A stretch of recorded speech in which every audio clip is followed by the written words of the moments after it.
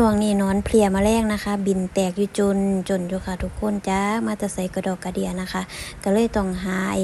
ชีวพันธุ์มาใส่ในสวนค่ะทุกคนแพทย์ใส่กัปตันเมทาบิลนะคะเขาเป็นเชื้อราดีค่ะทุกคนเอามาไล่นอนเพลียแมลงพวกปากกัดปากดูทั้งหลายนั่นแหละค่ะทุกคนมาที่นี่แพทย์ขี้คานค่ะแพทย์ก็เลยอยากกันบำรุงไปน้ำแพทย์ก็เลยไปหาปุ๋ยทางใบนะคะก็คือผงดำเทพสถิตนั่นเองค่ะทุกคนเทพสถิตอีดีเลยค่ะทุกคนเพราะว่าเขาจะเฮ็ดให้ใบนี่เขียว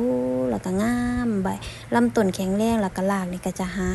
อาหารได้ดีมากๆเลยค่ะทุกคนวันนี้นี่แพทย์ก็ทำการพ่นทั่วสวนเลยนะคะแต่ก่อนแพทย์จะใส่เปรย์มันราคาถัง16ลิตรเนาะอันนี้ลดลงมาครึ่งนึงเหลือ8ลิตรค่ะทุกคน16ลิตรน่ะบ่ไหวอีหลีค่ะเพราะว่าโดยความที่เป็นคนตัวน้อยและอีกอย่างแพทย์รู้สึกว่ามันเปลืองเลยค่ะก็คือแพทย์ใส่อันนี้นะถังเดียวน้อยๆเนี่ย8ลิตรนะแพทย์พ่นได้ทั่วสวนแต่ถ้า16ลิตรนี่โดยความที่แรงดันเขาหลายเนาะค่ะเนาะมันก็เฮ็ดให้แบบว่าต้องพ่น2ถังมันถึงจะทั่วสวนค่ะทุกคนสรุปว่าแพทย์รู้สึกว่าอันนี้ปลอดภัยต่อหลัง